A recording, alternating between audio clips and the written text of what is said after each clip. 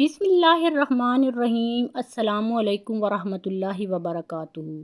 ہندو مرنے والوں کی راہ گنگا میں ہی کیوں بہاتے ہیں؟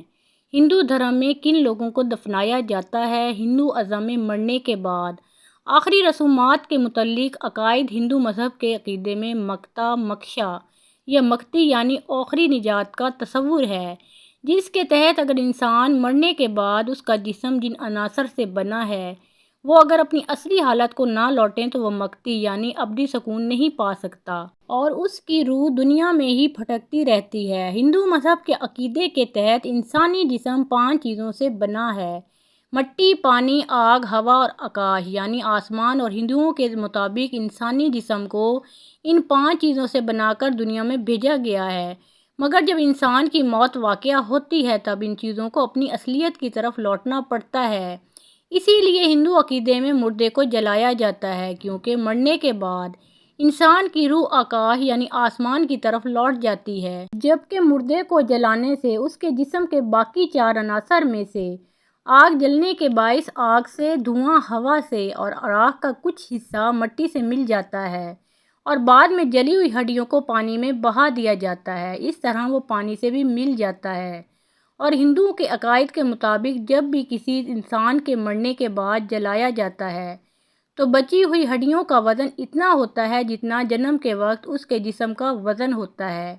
انتم سنسکار یا اگنی سنسکار کے علاوہ ہندو دھرم کے عقیدے کے مطابق جل گھاٹ یا جل ربن یعنی مردے کو بہتے پانی میں بہا دیا جاتا ہے۔ جل گھاٹ میں بھی ہندو دھرم میں کریا کرم یعنی آخری رسومات کا ایک اہم حصہ ہے۔ ہندو مذہب میں بھارت کا شہر وارانسی بہت مقدس خیال کیا جاتا ہے۔ یہ شہر دریائے گنگا کے کنارے آباد ہے، جو بذات خود ہندوؤں کے نزدیک مقدس دریا کی حیثیت رکھتا ہے، لیکن چونکہ وارانسی شہر اور دریائے گنگا دونوں ہندوؤں کے نزدیک مقدس ہیں، اس لیے ان کی کوشش ہوتی ہے کہ اپنے مردوں کو وہاں گنگا کے کنارے جلایا جائے، اور یہاں کئی شمشان گھاٹ بنائے گئے ہیں جہاں روزانہ اوسطاً 300 مردوں کی چتا جلائی جاتی ہے۔ ہندوؤں کا یہ بھی عقیدہ ہے کہ جس شخص کا انتقال وارانسی میں ہوا ہے اسے نرک یعنی دوزخ سے نجات مل جاتی ہے اور وہ سیدھے سورگ یعنی جنت میں چلا جاتا ہے، اس لیے وہ اپنے قریب المرگ افراد کو وارانسی لے آتے ہیں اور یہاں ان کے مرنے کا انتظار کرتے رہتے ہیں۔ ہندو دھرم میں انتم سنسکار یعنی اگنی سنسکار ہی اتم سریکا ہے، اس کے بغیر آتما روح کو مکتی نہیں ملتی ہے۔ بھارتی ریاست اتر پردیش میں واقع اس طرح شہر وارانسی میں مرنے کے بعد یہی گنگا کنارے ان کی چتا جلاتے ہیں، ان کی راکھ وہیں گنگا میں ہی بہا دیتے ہیں اور پیتل کے ایک چھوٹے سے برتن میں ان استھیاں یعنی آدھی جلی ہوئی ہڈیاں خصوصاً سر اور چہرے کی ہڈیاں ساتھ لے کر چلے جاتے ہیں، جو بعد ازاں مقرر مدت کے بعد اسی دریائے گنگا میں بہا دی جاتی ہیں۔ جلانے سے قبل مرنے والے شخص کو رنگین کپڑوں میں لپیٹا جاتا ہے اور اسے پھولوں کی مالائیں پہنائی جاتی ہیں اور انہیں جلانے میں عموماً چندن اور سندل کی لکڑیاں استعمال کی جاتی ہیں۔ واضح رہے کہ وارانسی کا یہ شمشان گھاٹ بھارت کا سب سے بڑا شمشان گھاٹ ہے۔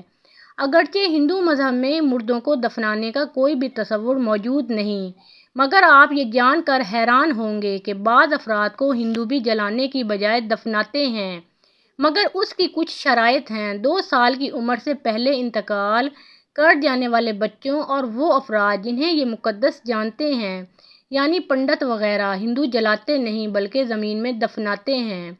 اس کی وجہ یہ ہے کہ ہندوؤں کا عقیدہ ہے کہ مرنے والے نے زندگی میں جو بھی گناہ کیے ہوتے ہیں وہ آگ میں جل کر ختم ہو جاتے ہیں اور اسے دوزخ میں ان گناہوں کی سزا نہیں ملتی۔